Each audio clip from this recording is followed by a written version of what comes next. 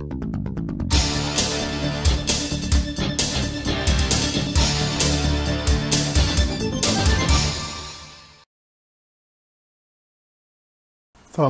warahmatullahi wabarakatuh. Mohon maaf telat 5 menit dari waktu yang jawakan karena tiba-tiba lampu saya ngadat, jadi nggak bisa nyala. Untung barusan udah bisa diperbaiki dan bisa langsung nyala. Oke, malam ini seperti janji saya dalam poster saya akan berbincang-bincang dengan Coach Ridwan Abadi. Ini adalah coach dari Kang Aldi Ananta kemarin, yang kemarin kita sudah bincang-bincang bagaimana Kang Aldi menyelamatkan bisnisnya, yaitu 11 Laskar Official. Sudah kita dengar kemarin. Hari malam ini kita akan dengar dari coach beliau yang punya prestasi luar biasa. Coach Ridwan ini alhamdulillah telah menangani 5 klien, mendampingi 5 klien dan survive semuanya di tahun 2020 kemarin, dan kemudian juga diamanai oleh Kementerian Pariwisata dan Ekonomi Kreatif serta Kementerian Keuangan mendampingi 800-an UKM melewati masa pandemi. Ini menarik sekali untuk kita gali. Buat teman-teman yang kepingin juga mendapatkan masukan, silakan menyimak. Dan siapkan pertanyaan untuk Coach Ridwan Abadi. Ini salah satu coach yang menarik. Beliau punya punya sisi menarik, yaitu bisa mendampingi begitu banyak. Yang jujur saja saya kagum ya, karena saya nggak akan mampu mendampingi 800-an pengusaha UKM.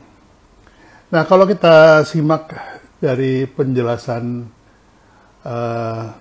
Kang Aldi Ananta kemarin, itu jelas bagaimana Aldi sudah berhasil melampaui masa krisis ya, karena diakui sendiri pada waktu bulan Maret belum terasa terjun bebasnya, tapi April kemarin itu terjun bebas. Nah, ketika terjun bebas baru kemudian dilakukan beberapa langkah untuk mengembalikan growth-nya lagi. Jadi di dalam business growth itu ada 4 ya. Yang pertama adalah market penetration, yaitu menggali terus pasar yang sudah ada. Yang kedua adalah market development, memperlebar. Biasanya diperlebar itu adalah market development itu yang diperlebar geografisnya sama demografisnya. Kalau tadinya hanya menyasar kepada anak muda, mungkin sekarang menyasar ke orang tua dan juga di wilayah yang lebih lebar. Itu dilakukan juga oleh Aldi. Kemudian dia melakukan juga product development, yaitu di samping delivery seblak asgarnya juga membuat kemasan-kemasan detail untuk seblak asgar. Dan tentunya yang terakhir, yang luar biasa sekali, saya akuin gigih, yaitu melakukan diversifikasi. Ya. Diversifikasi artinya apa?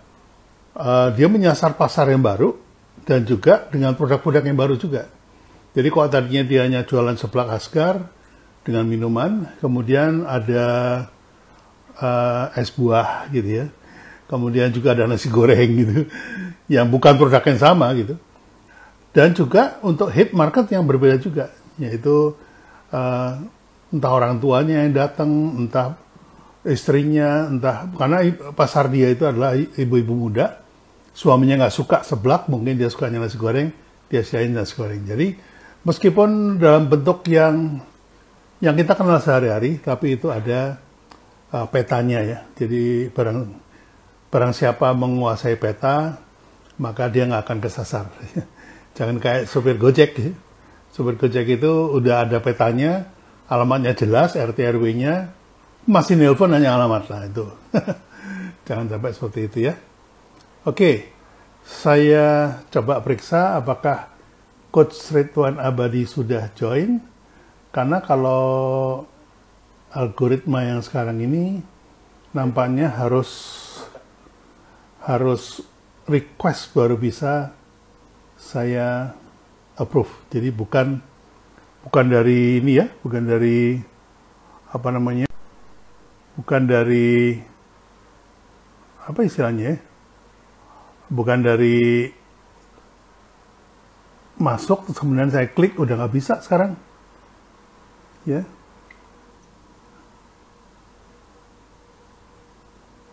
Oke, Ridwan Abadi sudah masuk, tapi harus request nih, Mas Ridwan. Silakan request, karena kalau nggak request kayaknya nggak bisa saya undang untuk masuk. Ini beda lagi, nggak tahu nih kenapa. Ya, ini sudah ada request. Saya lihat dulu. Dari Redia Frisna Rista kedua. Mohon maaf, saya menunggu Coach Ridwan, jadi saya nggak bisa menerima request Anda.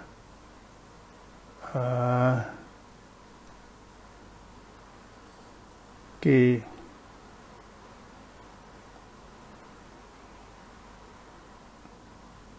Baik, Kang Ridwan, silakan Anda request untuk live bareng, sehingga saya bisa kemudian mengapprove. Sudah request, sebentar saya cari dulu ya, Kang Ridwan, karena ini perubahan ini yang bikin saya kemarin juga sama Kang Dewa juga bingung, padahal Kang Dewa hampir tiap hari dia live IG pun juga bingung gitu ya. Sebentar ya, saya cari. Mohon maaf nih, kacamata saya harus ganti namanya.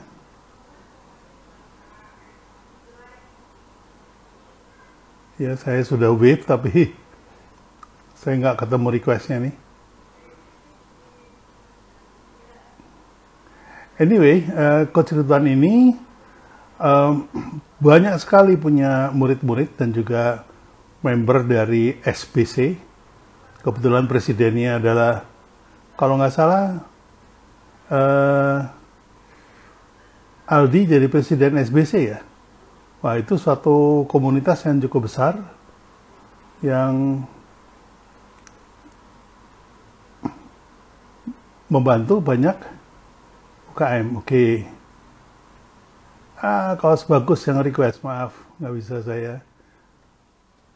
Oke, Kang Ridwan, silakan request lagi, karena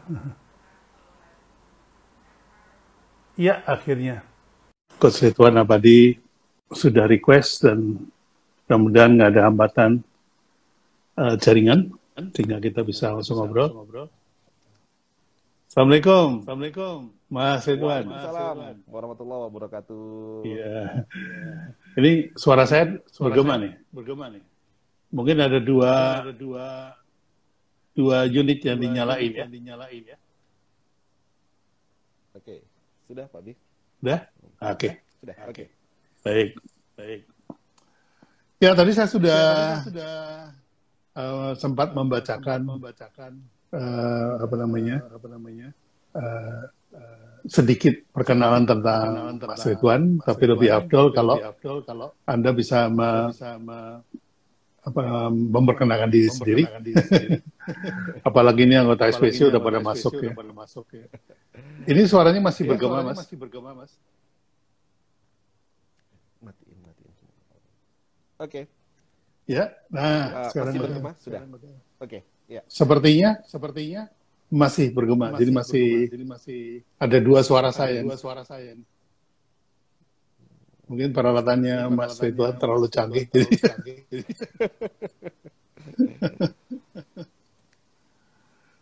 Oke. Masih bergema, Pak Bi? Sudah cukup? Masih, tapi nggak apa-apa. Silakan memperkenalkan diri, karena saya kan cuma nanya-nanya aja. Silakan Mas Ridwan.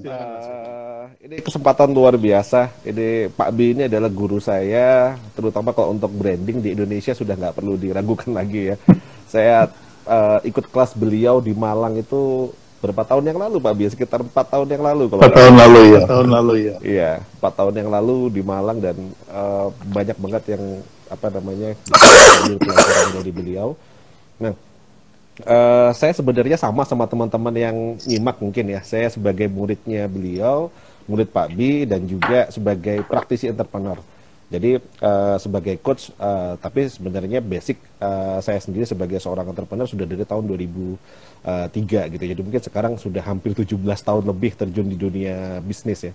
Yeah. Banyak bisnis malang melintang, dari mulai bisnis IT, kuliner gitu ya, pendidikan gitu. Saya punya beberapa perusahaan, hari ini running kurang lebih sekitar ada 12 unit usaha yang kita jalankan Pak Bi, dan salah satunya adalah di konsultan manajemen. Nah jadi salah satu yang kita kerjakan adalah coaching and consulting di perusahaan, terutama untuk UKM, dan fokusnya scale up gitu ya. Nah, seperti tema hari ini, malam ini bicara tentang rebound. Tentu tahun kemarin ketika bicara pandemi, banyak banget yang terdampak gitu ya. Saya sendiri dari 12 unit usaha yang kita jalankan, beberapa di antaranya terdampak signifikan gitu. Jadi, ini suaranya kecil ya? Iya, Mas Ridwan, suaranya kecil. Nah, jadi bisnis saya sendiri pun ada yang terdampak gitu. Dan teman-teman, kalau tadi saya sampaikan ada 5 usaha yang kita dampingi sebagai klien profesional kita. Tahun kemarin 2020 di masa pandemi saya dampingin ada sebelah Asgar, yang kemarin ada Kang Aldi. Ini betul banget Pak Bi, jadi Kang Aldi ini sekarang jadi presidennya SBC, jadi Pak Presiden. Beliau sangat mengidolakan Pak Bi, dan memang di SBC juga sering menyampaikan ilmu-ilmu yang disampaikan Pak Bi kepada teman-teman di SBC tentang branding. Jadi semoga jadi yang mengajariah juga buat Pak. Nah yang kedua, saya dampingin muridnya Pak Bi juga. Ya, beliau juga ngefans berat sama Pak Bi di Jogja, namanya Ali Bakery. Oh, oke. Ali Bakery ini sudah 4 tahun ya. Jadi saya dampingin beliau dari mulai satu store sampai akhirnya berkembang seperti sekarang, dan apa namanya, ini salah satu yang mungkin nanti bisa kita ceritakan juga kisahnya melewati pandemi luar biasa ya. Yang ketiga di Malang ada ayam goreng Nolongso, itu sudah kurang lebih sekitar 4 tahunan ini juga kita dampingi, dan ini salah satu yang memang dampaknya di apa namanya pandemi kemarin cukup signifikan. Tapi ada beberapa kisah yang menarik yang nanti mungkin kita bisa cerita tentang reboundnya. Ada usaha fashion di Bojonegoro. Fashion ini mungkin salah satu yang mayoritas teman-teman pemain fashion pada pesimis di tahun ini. Tapi ini yang menarik, nanti kita bicara tentang fashion. Ada namanya Mas Baim, itu dia punya baby jab di Bojonegoro, dan ternyata pertumbuhannya juga masih sangat signifikan di masa pandemi kemarin. Dan selain dari itu, kita dampingin kemarin memang ada 700 UMKM binaan dari Kementerian Pariwisata dan Ekonomi Kreatif.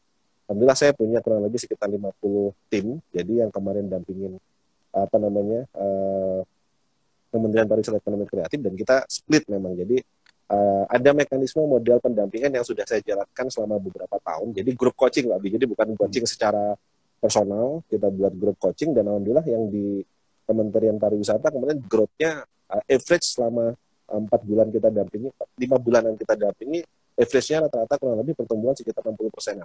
Jadi pertumbuhan. Jadi masa pandemi mereka masih bisa tumbuh. Nanti mungkin beberapa kita bisa sharing. Dan kurang lebih sekitar ada 100-an UMKM dari BJP di Bengkulu dan Lampung. Yang notabene-nya Bengkulu Lampung ini kota yang secara apa namanya ekonomi juga nggak begitu bagus-bagus banget. Gitu. Tapi alhamdulillah justru kemarin data terakhir kita pendampingan 4 bulan, growth-nya 176% gitu.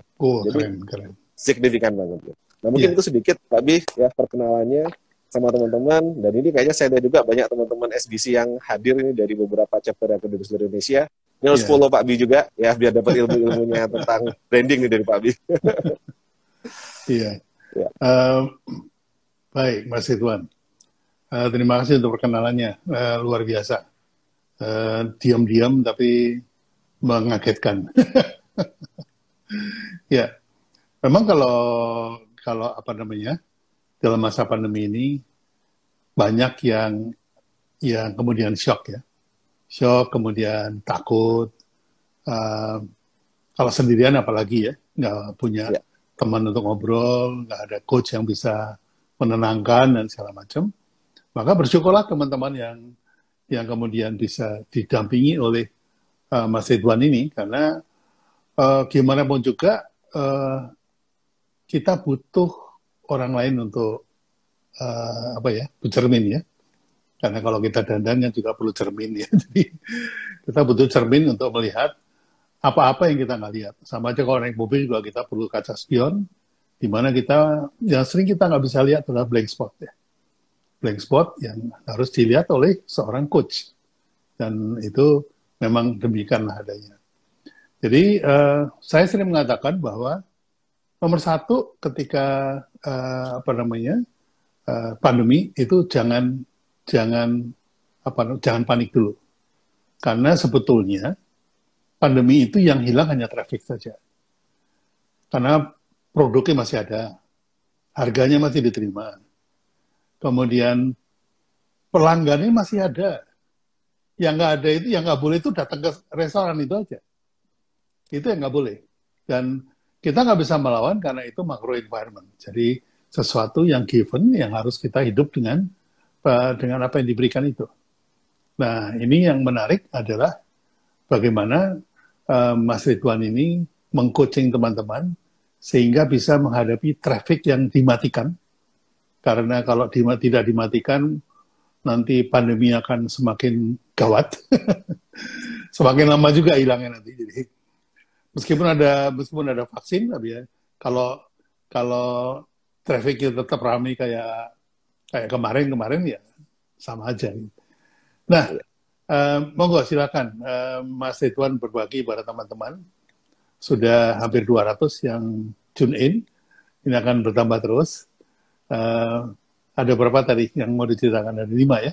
Ada 5 dari Kang Aldi, kemudian Ayam Nelongso, kemudian AA Bakery, dan monggo silakan. Siap. Nah, setuju banget dengan apa yang disampaikan sama Pak Abi gitu. Jadi salah satu yang sering saya sampaikan ke teman-teman bahwa ngadepin pandemi kita pertama jangan panik. Karena pandemi ataupun krisis yang lainnya, jadi nggak hanya krisis pandemi kemarin gitu, karena mungkin sekarang kita sudah masuk di masa resesi, nanti mungkin kita nggak tahu ada krisis apa lagi di depan gitu. Nah, saya menggambarkan krisis itu kayak ombak gitu. Jadi krisis itu kita kayak ombak.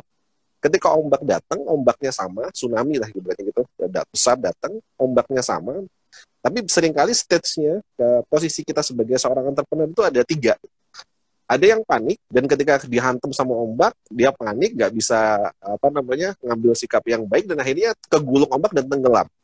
Dan ini mayoritas teman-teman kemarin UKM ketika dihadapkan dengan pandemi, mereka banyak yang panik, ngurangin karyawan gitu ya. Akhirnya efisiensi, tapi dia tidak melakukan sebuah inovasi gitu. Dan akhirnya lama-kelamaan ya mati gitu. Dan hanya berpikir nungguin nanti pandemi selesai dan baru akan mulai gitu. Nah, ini banyak yang blunder di sana gitu. Ini yang pertama. Padahal kalau kita mikir mau nungguin sampai kapanpun, kalau kita nggak gerak gitu ya akhirnya malah bunuh diri gitu. Yang kedua, ada mereka yang bersiap gitu. Jadi ombaknya datang, kita bersiap gitu. Ketika kita berenang, mungkin berdarah-darah gitu, kena karang, kena apa segala macam, tapi kita bisa survive.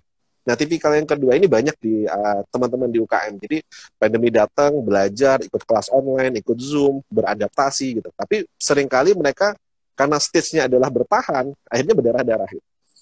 Nah, jadi bisa selamat sekarang lewatin 2020, di 2021 tapi kehilangan banyak hal. Harus jual mobil, jual ini, jual aset gitu ya. Sampai mereka akhirnya bisa survive gitu. Tapi ada stage yang ketiga. Stage yang ketiga, ombaknya datang, malah akhirnya lari, ambil papan seluncur, akhirnya bisa berselancar di atas ombak gitu. Dia bisa ngelihat sesuatu yang tidak dilihat orang lain, dan akhirnya menjadikan itu opportunity, dan akhirnya bisa mengambil peluang gitu. Dan akhirnya pada saat 2021 mereka malah yang menjadi winner gitu, pemenang gitu. Nah, 3 ini yang sering saya sampaikan gitu. Jadi setuju banget tadi Pak Bi bilang jangan panik gitu, karena kalau orang panik itu nggak bisa mikir gitu. Kalau udah panik, keputusannya itu udah pasti keputusan yang tidak strategik gitu. Nah, jadi teman-teman kemarin bahkan banyak yang kayak di Jogja ya, ada namanya Mas Arfian. Mas Arfian ini pada saat awal pandemi dia menyampaikan, coach, dia bisnisnya tadinya mukena dan juga busana muslim gitu, dan sudah telanjur beli bahan untuk produksi itu nilainya hampir 1,4 M gitu. beli bahan yang akan diproduksi untuk masa Lebaran 2020 kemarin. Masuk bulan Februari ternyata pandemi dan sudah pesimis gitu, ini kayaknya nggak mungkin diapa-apain lagi gitu. Dan itu baru dibayar 50%, 700-an juta. Jadi masih ada hutang tuh di supplier itu hampir 700 juta. Konsultasi ke saya, dan waktu itu kita, ini teman SBC di Yogyakarta, ini saya rekomendasikan, saya bilang tadi, cerita tadi, 3 step tadi. Dan kalau seandainya dia menyerah gitu, panik dengan keadaan itu, ya hutang masih banyak, bisnisnya bisa ditutup, dan seterusnya. Nah ini saya bilang, pasti ada opportunity. Dan waktu itu kebetulan saya di Kementerian Pariwisata, udah dapat selentingan gitu tentang bahwa akan orang bergeser dari masker yang langka akan diarahkan untuk masker kain gitu. Nah, ini saya sampaikan, Mas, buat cari opportunity-nya, lihat berselancar gitu. Salah satunya mungkin yang sekarang menjadi opportunity adalah yang orang banyak cari dan barang yang langka. Nah, jadi saya selalu menyampaikan bisnis itu menyelesaikan masalah. Seorang entrepreneur tugasnya menciptakan solusi. Jadi apapun kondisinya pasti akan tercipta sebuah masalah dan tugas orang entrepreneur menciptakan solusi. Nah, dari kain yang sudah terlanjur dibeli, yang tadinya mungkin untuk ini, coba geser gitu. Dan itu momentum awal, Pak Bi. Jadi momentum awal itu artinya belum banyak orang masuk ke sana gitu.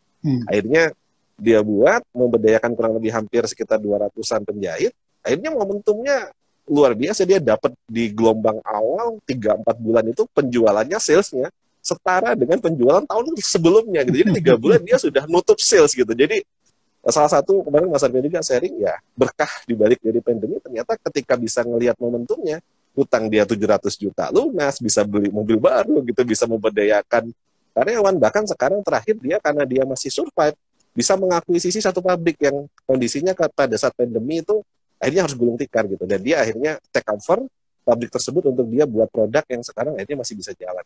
Nah, dengan 2000 lebih reseller yang jalan selama masa pandemi kemarin. Jadi kalau kita state-nya tidak panik dan kita bisa berselancar, artinya ngelihat ada masalah apa yang baru, ada opportunity apa yang bisa diciptakan, tugas kita memang create solusi yang masih related dengan bisnis kita gitu. Jadi related dengan bisnis kita artinya tidak keluar terlalu jauh, core kompetensinya tidak berubah gitu.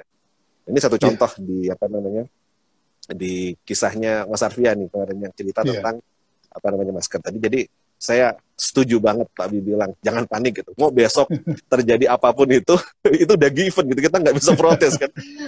Iya, sebetulnya stages dari pandemi ini agak-agak lebih jauh dari sekedar krisis ya. Karena ada suatu keadaan turbulence yang kita tidak tahu kapan berakhirnya. Nah, kalau ada sesuatu yang kita nggak tahu kapan berakhirnya, itu bukan lagi namanya krisis, tapi sudah kita sebut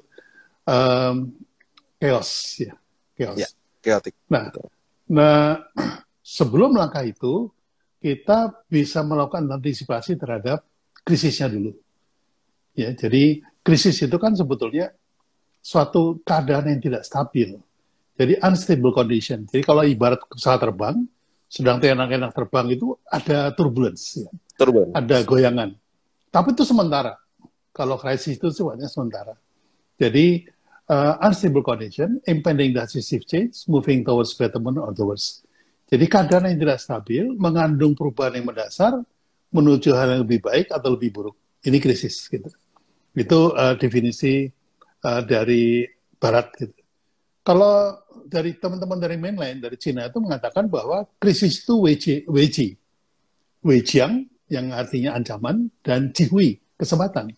Bahwa di setiap ancaman itu pasti ada kesempatan. Kita harus mencari kesempatan itu. Itu yang dari mainland. Nah, ajaran dari agama kita juga ada. Mas sudah tahu kan ya? Faina ma'al usri yusron, inna ma'al usri yusra. Di setiap kesulitan itu ada kemudahan di situ. Tinggal kita harus mencari kemudahannya di mana. Jadi itu yang harus kita lakukan. Nah, di dalam angka ribuan itu kan ada 4 wilayah yang bisa kita lakukan. Yang saya lihat, saran Mas Ridwan kepada Aldi itu sudah pas banget. Yang pertama, market penetration, penetrasi pada pasar yang sama dengan produk yang sama.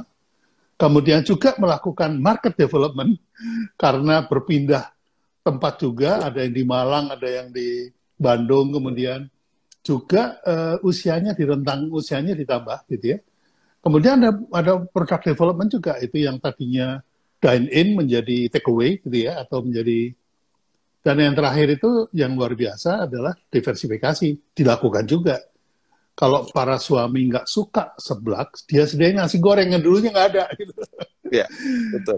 Jadi ini suatu kerja simultan yang luar biasa kalau menurut saya. Itu harusnya menguras perhatian dan waktu yang luar biasa. Bagaimana Mas Ridwan mendampingi itu semuanya? Silakan. Ya. Nah, sekarang case kedua di sebelah Asgar gitu. Jadi sebelah Asgar ini setahun setengah kita dampingi, dan salah satu yang menarik memang pandemi ini karakteristik DNA-nya sebelah Asgar ini kan mayoritas di mall, Pak Bi. Jadi hampir 70% outlet ini dia di mall gitu. Jadi DNA-nya itu hidup di mall gitu. Ya, di luar mall ada beberapa kena pandemi, mall mayoritas semuanya lockdown gitu. Jadi benar-benar waktu pas di awal itu kerasa kalau tadi seperti tema kita hari ini itu terjun bebas benar. Jadi di bulan April itu, Maret kita masih oke, April itu grafiknya langsung drop gitu. Ketika sudah PSBB drop, dan itu lumayan lama gitu. Nah, saya menyampaikan sama tim yang kita analisa, dari data analisa kita, saya umpamakan itu kita ibaratnya punya kolam. Ketika kita punya kolam, di dalam kolam itu kita punya ikan. Misalnya kita selama ini misalnya market kita itu ikan nila, gitu saya sampaikan. Nah, ketika ternyata kolam itu terkena kontaminasi, sebagian ikan nila itu mati gitu. Ada market yang mati. Tapi sebagian diantaranya dia pindah kolam gitu. Jadi dia ikan-ikan nila ini ternyata pindah ke kolam lain. Tapi ada ikan yang masih survive di dalam kolam itu, misalnya ikan lele gitu. Nah, maka saya menganalogikannya dalam konteks seperti ini. Jadi dalam konteksnya sebelah Asgar, maka kondisinya yang pertama memang akan ada market yang mungkin hilang gitu. Sementara dia akhirnya tidak membeli seblak, memilih untuk membeli produk lain karena dianggap seblak bukan produk premier gitu. Karena mungkin memprioritaskan produk lain. Itu saya sebut sebagai market yang decline, yang mati gitu. Tapi yang kedua ada market yang shifting. Market shifting ini siapa? Mahasiswa-mahasiswa yang tadinya kuliah di Jogja dan akhirnya dia keluar nih dari Jogja. Dia nggak di Jogja lagi. Dia misalnya pulang kampung karena sekolahnya harus daring dan juga online gitu. Jadi dia sebenarnya loyal dengan seblak. Cuman dia shifting, dia pindah gitu. Tapi masih ada gitu di daerah-daerahnya masing-masing. Gitu. Dan mungkin masih kangen dengan seblak, saya bilang. Dan yang ketiga, ada ikan-ikan atau market lain di Yogyakarta yang mungkin sebelumnya nggak makan seblak gitu. Ikan lele tadi nih. Saya sampai ikan lele ini. Jadi misalnya ya ibu-ibu yang di rumah yang sebelumnya mungkin dia nggak makan seblak. Nah, 3 ini kita garap semua. Jadi dalam konteks itu existing marketnya, yang market yang masih ada, itu kita optimasi. Jadi artinya walaupun mungkin kondisinya pandemi dan beberapa outlet tutup, kita switch dari yang tadinya fokus di mall penetrasinya, akhirnya kita mulai garap yang di luar mallnya ini yang masih bisa jangkau. Ini kita optimasi karena ada beberapa outlet di luar mall. Nah, ini strategi kita untuk penetrasi di existing marketnya gitu. Nah, kita buat protokolnya, tetap kita jaga CHSE, kita cover, dan juga tetap pasti pendekatan yang kemarin bagaimana menumbuhkan emosional untuk mereka datang kita jalankan. Satu. Yang kedua, market yang shifting, yang pindah kita kejar gitu. Jadi artinya mahasiswa-mahasiswa yang pulang, nah kita mulai mainkan riset gitu ya. Pencarian di online itu seblak itu di mana, kota-kota mana saja. Nah, ternyata kita dapetin data dari Google gitu, dari Google Search itu kita dapetin kota-kota mana yang ternyata tinggi. Nah, di kota-kota itu kita tembak. Nah, cuma masalahnya kan seblaknya nggak bisa dikirim nih. Nah, akhirnya kayak tadi seperti Pak Bi sampaikan, akhirnya mau nggak mau kita harus mendesain ulang, develop produknya agar produk itu bisa dikirim. Nah, akhirnya keluarlah seblak kemasan. Nah, seblak kemasan ini ini luar biasa amazing karena risetnya cuma kurang dari 1 bulan gitu ya. Pandemi bulan Maret saya sampaikan ke tim, saya sampaikan ke timnya Kang Aldi, gimana caranya April harus punya produk yang produknya ini bisa dikirim kemanapun gitu ya. Jadi waktu itu akhirnya nge-benchmark beberapa produk, salah satunya ya kita ngelihat kayak mie instan, kita ngelihat juga ada waktu itu lagi booming bakso aci. Jadi di Jawa Barat lagi booming bakso aci yang pakai cup gitu, paper bowl. Nah, kita cari mana yang cost-nya paling masuk dan untuk pengiriman paling ideal, akhirnya ketemulah model pouch. Nah, saya bilang waktu itu sama tim, kita MVP dulu. MVP itu artinya kita trial kemasan seadanya dulu, karena kalau kita harus nunggu nyetak kemasan mungkin butuh waktu lama. Yang penting bisa penetrasi. Nah, ketika dipenetrasikan, ternyata jalan gitu. Ketika waktu awal-awal itu, saya ngelihat memang peningkatan permintaan makanan frozen itu tinggi sekali meningkat. Nah, ini kita manfaatkan momentum itu, kita masukkan dengan beberapa channel yang ada, permintaannya masuk gitu. Lalu ketika sudah tervalidasi, lalu pasti pendekatan branding harus tetap dilakukan gitu. Karena seperti kemarin yang disampaikan juga bahwa branding ini adalah silent marketer, salesman gitu. Jadi akhirnya Kang Adi ya namanya muridnya Pak Abi pasti sudah touch kemasannya di rebranding sedemikian rupa, dan akhirnya itulah yang menjadi produk yang keliling ke seluruh Indonesia. Dan akhirnya malah keuntungannya apa? Keuntungannya seblakers ini, para loyalis seblak, ini jadi marketer gitu. Ini kita buka channel online, database kita buka lagi, dan kita informasikan ke mereka bahwa ada produk yang bisa mereka terima dari tempat mereka. Dan alhamdulillah malah bisa tersebar sampai Kalimantan, bahkan ada yang sampai ke Sulawesi gitu ya. Di Jawa sudah tercover gitu sampai Sumatera. Nah, ini pendekatan yang kedua. Jadi ngejar ikan yang pindah ke kolam lain gitu. Jadi shifting tadi gitu. Nah, yang ketiga kita garap market baru. Market baru ini yang ikan yang tadi ikan lele gitu. Tadi. Sekarang akhirnya ada produk kayak tadi nasi goreng, ada beberapa persiapan ya, karena memang setelah kita evaluasi mayoritas hampir 70-80% di setiap outlet itu adalah ibu-ibu gitu, perempuan gitu. Jadi mulai dari remaja sampai dengan ibu-ibu. Nah, bapak-bapaknya jarang gitu, anak-anaknya jarang. Nah, ini akhirnya kita coba lebarkan marketnya untuk biar bisa nge-grab market-market lain gitu. Nah, dan kemarin memang ini terbukti gitu. Jadi akhirnya bisa survive gitu. Nah, ini yang dilakukan selain salah satu yang nanti mungkin juga bisa bisa jadi contoh buat teman-teman. Ya, ini suksesnya Seblak Asgar bisa survive dengan pendekatan kemarin. Yang menarik justru di masa pandemi, tempat-tempat yang listing, artinya dulu Mas Aldi ini, Kang Aldi mau masuk di Ambarukmo Plaza di Yogyakarta 2 tahun Pak Bi, 2 tahun inden tuh nggak tembus-tembus. Karena listingnya saking banyaknya gitu ya. Nah, karena itu mall yang prestisius, kalau di Yogyakarta itu salah satu mall yang prestisius Ambarukmo. Pandemi kemarin malah manajemen yang kontak gitu, dikontak untuk masuk, dan salah satu hikmahnya ini blessing in the case gitu ya. Akhirnya bisa masuk di tempat yang 2 tahun inden nggak dapat, ini malah bisa masuk dengan mudah gitu kan. Dan tanpa sewa gitu, wah itu keren banget. Iya, keren mas. Jadi yang saya kagumi Mas Ridwan bisa menerjemahkan bahasa-bahasa penetrasi, development, market development, dan diversifikasi dengan bahasa yang sederhana tadi, kolam lele dan segala macam tadi. Yang nggak kepikir oleh saya. Ya. Anyway, itu tadi bagus sekali, bisa dicontoh oleh teman-teman. Dan buat teman-teman juga inilah satu contoh bahwa pentingnya coach itu dia tidak harus pemain bola untuk jadi coach sepak bola ya. Tapi memahami strategi pada situasi apa, strategi apa yang dipakai, itu sebetulnya lebih kepada itu. Nah, kenapa coach kerjanya cuma nanya dan mencari jawaban dari Anda sendiri? Itu karena yang mengetahui keadaan sebenarnya ya Anda gitu. Nah, mungkin blank spot-nya itu yang nggak dilihat, tapi dilihat oleh si coach ini. Ketika blank spot-nya ketemu, maka diberikan solusi. Ini gunanya punya coach. Nah, gimana dengan Mas? A.A. Bakri, silakan. Nah, ini Ali Bakri keren banget nih Pak Bi.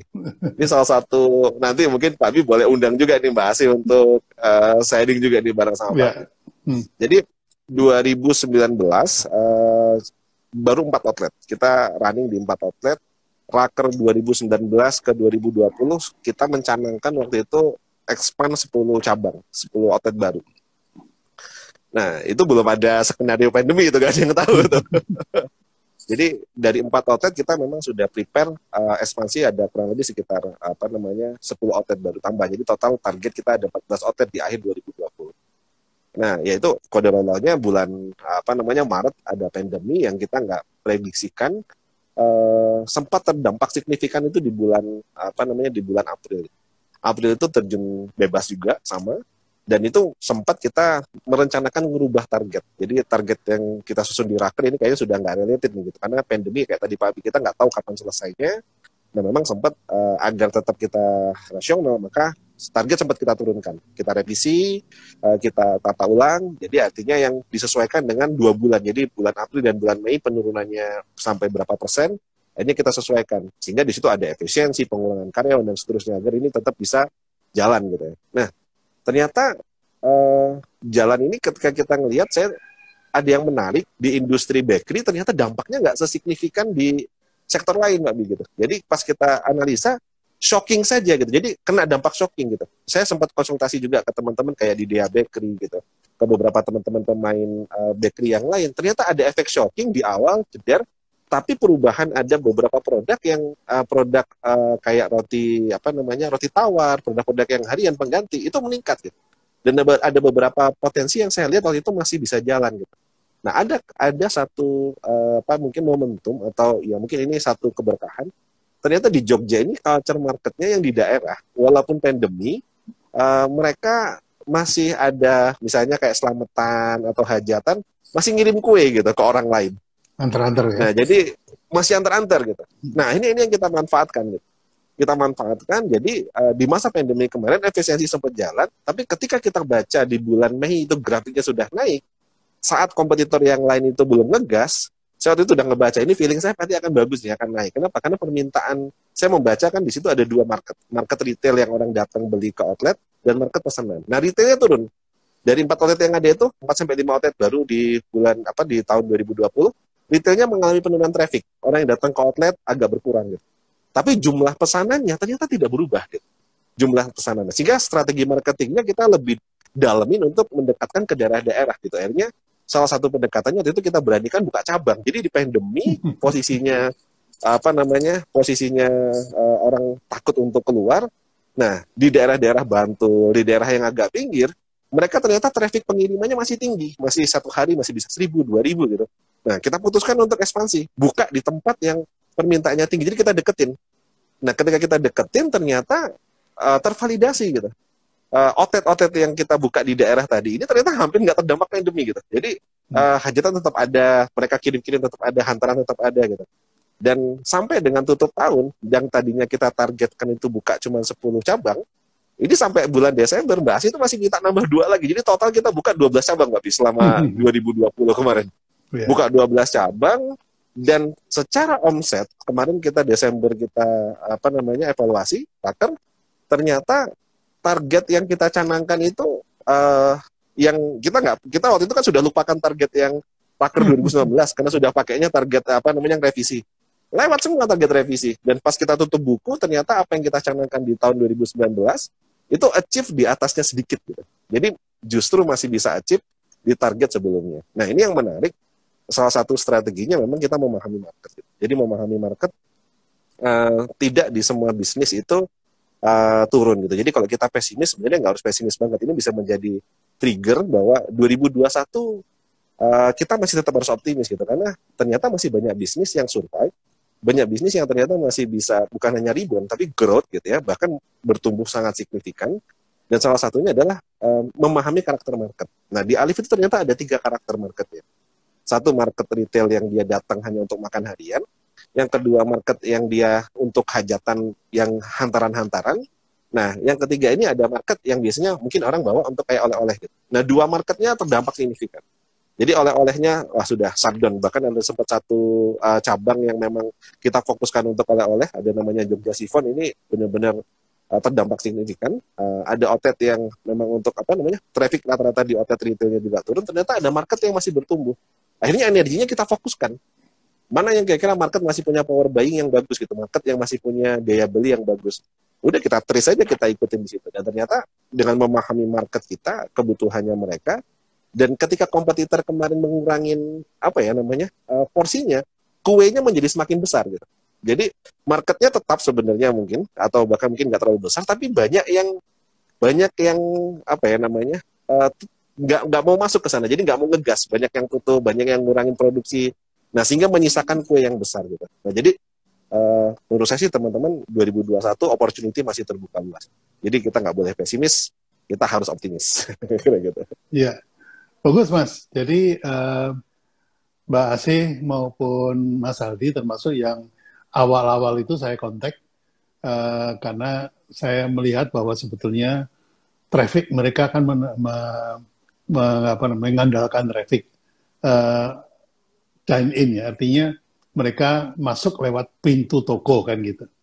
Nah, saya bilang sama mereka bahwa kalau konsumen tidak bisa datang lagi ke toko kita karena peraturan pemerintah, maka yang kita lakukan adalah kita bikin produk kita yang mendatangi konsumen. Mendatangi mereka. Nah, akhirnya itu mungkin dari sana ide untuk membuat seblak kemasan, dan juga kemudian saya kasih tahu Mbak Asih, jangan bikin yang segede gini Mbak, gitu. Yang segini dibelah jadi 6, gitu. Yeah. Dibelah, oh bisa Pak, gitu. Saya baru beli mesin yang bisa bikin kecil-kecil, akhirnya bikin kecil-kecil 6 ya. Yeah. Dan malah luar biasanya rasa-rasa yang berbeda. Jadi dengan demikian itu memberikan variasi sebuah produk development di mana dengan satu kotak itu kita bisa kirim kan gitu. Jadi konsumen tidak perlu datang ke tempat kita, cukup dengan kita kirim.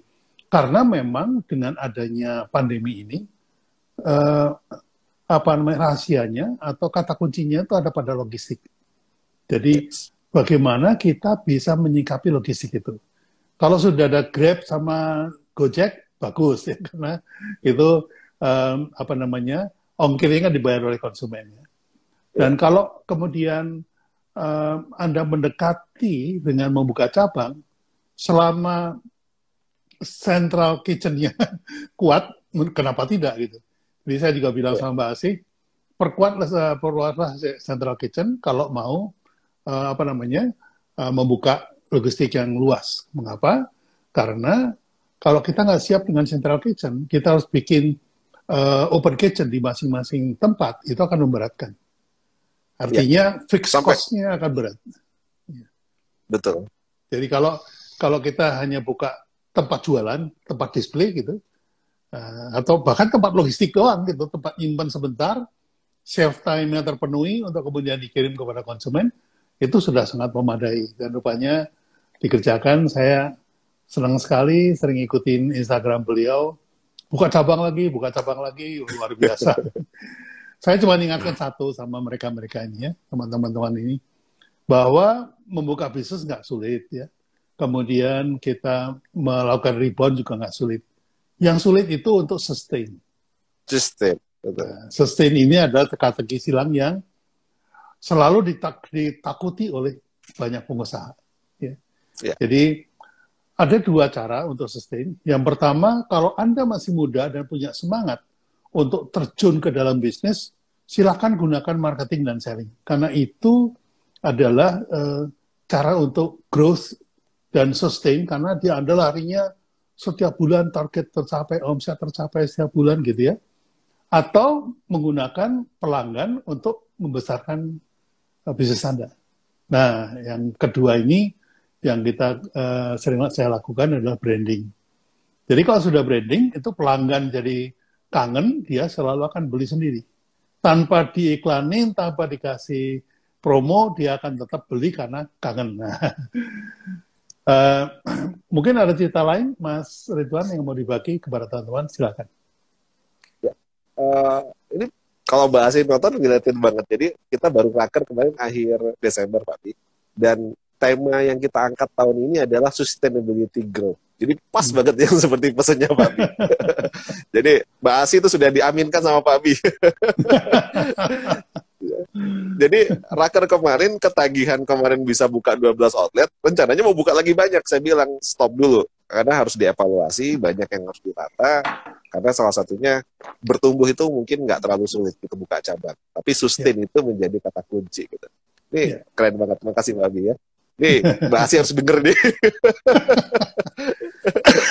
Karena kalau Anda buka cabang, baru sebulan tutup, wah itu memperbaiki namanya susah. Betul. Ya. Karena untuk sustain, orang seringkali lupa bahwa orang membeli itu bukan karena suka sama produk Anda, tapi percaya sama Anda. Nah itu dia. Jadi kalau Anda kemudian buka terus tutup, itu kepercayaannya yang hilang. Mungkin produknya tetap suka orangnya, sama produknya tetap kangen, tapi udah nggak percaya, itu repot. Jadi hati-hati kalau buka cabang, apalagi kata kuncinya zaman sekarang ini, kalau keadaan krisis, nomor satu yang harus dilakukan adalah mengubah fixed cost menjadi variable cost. Menjadi variable cost. Nah, itu jadi gimana kalau nggak ada order, ya nggak keluar duit. Kalau ada order, baru keluar duit. Nah, itu cara yang paling aman untuk back to basic ya. Yes. Gitu Mas Oke. Ridwan. Nah, ini terakhir kayaknya karena sudah hampir jam 9, nanti biar ada sesi tanya jawab. Ya. Cerita terakhir ini dari Nolongso. Jadi yang dari Nolongso, salah satu yang tadi disampaikan Pak Bi itu tepat banget. Jadi kita sudah ada kurang lebih sekitar 75 cabang dan total karyawan itu hampir 2.000 jadi di Nolongso. Jadi pada saat pandemi kena pembatasan jam malam, kita hanya bisa buka sampai jam 7, jam 8 malam. Kita 3 shift gitu, karena Nolongso buka 24 jam. Nah, shift malamnya saja itu hampir 600 orang. Jadi kita harus mau nggak mau, suka nggak suka, ada 600 orang yang dirumahkan gitu. Jadi nah itu sudah saya prediksikan dari bulan Februari. Jadi untungnya kita prepare gitu. Jadi kita prepare matang karena skala perusahaan itu sangat membedakan gitu. Jadi kalau perusahaan yang mungkin cabangnya masih baru 10, cabangnya baru 5 gitu ya. Ketika terjadi goyangan sedikit gitu mungkin masih belum begitu kerasa gitu. Tapi ketika kita dengan jumlah karyawan sudah segitu besar, itu cabangnya begitu banyak, itu terjadi goyangan itu dampaknya sangat signifikan gitu. Nah, sehingga hampir ada 700-an orang yang waktu ini kita jadikan WFH. Nah, tadi yang disampaikan sama Pak Abi itu tepat banget gitu. Gimana ngerubah dari di Nolongso ini concern saya karena perusahaannya sudah besar, itu concern saya adalah cost gitu. Jadi omset kita boleh nggak achieve, saya sampaikan sama tim. Tapi gimana cash flow kita tetap harus sehat gitu. Karena yang bisa membuat kita survive itu adalah cash gitu, bukan omset gitu. Kita kehilangan omset selama kita masih punya cash untuk bisa menghidupi perusahaan, kita survive. Tapi kita sekalipun kita omsetnya kayaknya besar, tapi kalau kita nggak bisa saving cash, ya dalam kondisi kayak gini pasti babak belur juga gitu. Nah akhirnya efisiensi kita lakukan cost killer lah. Cost killer itu artinya cost-cost yang harus kita pangkas semua sampai ada satu bisnis model yang kita rubah gitu. Jadi bisnis model yang dirubah ini ada Bu Yuyun juga kayaknya nyimak soalnya luar biasa. Iya, Bu Yuyun. Nah jadi kita ngerubah bisnis model yang tadinya kitchen on store, itu akhirnya kita jadikan dapur pusat untuk mengefisiensikan jumlah tim yang ada di outlet, dan juga ada beberapa efisiensi yang lain, ya itu luar biasa. Pokoknya karena kita sudah punya norma dan rasio, kencengin semua gitu, kencengin ke pinggang gitu. Nah, salah satu kalau tadi tipsnya, misalnya kayak Pak Abi yang sampaikan dari fixed cost menjadi variabel, yang kita rumahkan ini, akhirnya kita buatkan developkan produk gitu. Jadi ada beberapa produk yang kita develop, ada frozen, ada sambal, ada apa, yang ini mereka bisa bantu jualin gitu ya, termasuk sembako, karena kita punya gudang sendiri yang sembakonya cukup besar gitu ya, skalanya. Jadi 600 orang yang dirumahkan ini mereka boleh untuk tetap kalau kerja kan sudah nggak mungkin gitu. Tapi kita sortir, jadi bukan shift malam yang bagus masih kita ambil, kita pindah. Nah, yang secara angka kita punya nilai, ada raport gitu ya, ada KPI yang kurang bagus itu yang kita rumahkan gitu. Nah, mereka yang kita rumahkan, jadi yang stay itu tetap yang bagus. Nah, yang kita rumahkan ini yang kita minta mereka untuk menjadi salesman. Jadi produk-produk frozen apa segala macam ini mereka masih bisa jualan gitu. Nah, dan ketika mereka bisa jualan, masih bisa menghasilkan revenue, tapi secara beban kita sudah nggak menanggung beban gaji mereka fixnya gitu. Jadi kita sudah rubah itu menjadi variabel. Dan termasuk skema remunerasi kita rubah juga. Jadi remunerasi karyawan yang sudah masuk, yang tetap ada beberapa perubahan sehingga efisiensinya cukup signifikan. Dan dampaknya omset kita turun di bulan sales Februari ke April itu signifikan, ke Mei juga masih turun. Tapi cash di bulan Februari dengan omset yang turun signifikan di bulan Mei, secara cash itu sudah sama gitu. Nah, jadi ini yang strategi survive yang sebenarnya kalau teman-teman tadi memahami apa yang disampaikan Pak Bi, itu itu keren banget gitu ya. Walaupun eksekusinya, prakteknya di lapangan nggak mudah kayak gitu. Ngawalnya itu nggak mudah. Jadi, karena saya ingatkan teman-teman bahwa kalau kita berbisnis itu ada 4 hal yang harus kita selalu plototin ya. Yang pertama adalah marketing, yang kedua operation, yang ketiga human resource, yang keempat keuangan atau finance. Nah, financial engineering ini sangat dibutuhkan ketika menghadapi krisis. Nah, ini teman-teman yang rasanya masih harus banyak belajar, karena begini, kalau Anda bicara omset, maka itu hanya marketing saja. Hanya marketing saja. Tapi kalau Anda berbisnis, Anda bicara aset. Nah, yang dibilang oleh Mas Ridwan tadi, bahwa cash-nya itu sudah sama dengan Februari ketika belum turun, di bulan Mei sudah sama. Itu artinya apa? Artinya asetnya dipertahankan. Aset dalam bentuk cash ya. Di cash and bank itu sebuah aset juga. Nah, ini yang teman-teman jangan salah istilah nih. Kalau saya mau berbisnis omsetnya segini, bukan. Itu marketingnya omsetnya segitu. Atau salesnya omsetnya segitu. Kalau marketing itu biasanya disebutnya market share. Tapi oke lah, nggak apa-apa. Kalau teman-teman mau pakai istilah omset, nggak apa-apa. Tapi kalau bisnis, itu aset. Nah, ini tadi kelihatan sekali Mas Ridwan sudah memelototin semua bidang, tenaga kerja dikurangin, dirubah menjadi salesman gitu ya. Nah, itu luar biasa menurut saya, karena ada tantangan yang juga bisa disebut sebagai peluang, yaitu teman-teman yang masih mengandalkan konsumen kalau beli produk kita itu harus lewat pintu toko. Itu kemudian di zaman e-commerce sudah tidak perlu masuk pintu toko, tapi cukup dengan masuk online store. Ya. Nah, di online store atau di marketplace itu sudah kurang efektif sekarang. Karena apa? Karena banyak yang menggunakan decoy price. Harga di barangnya sama, tapi saya buka tiga toko. Yang satu harganya 10.000, yang satu 20.000, yang satu 30.000. Nah, yang 20.000 ini kok, yang 10.000 ini kok dibeli nggak pernah ada nih stoknya.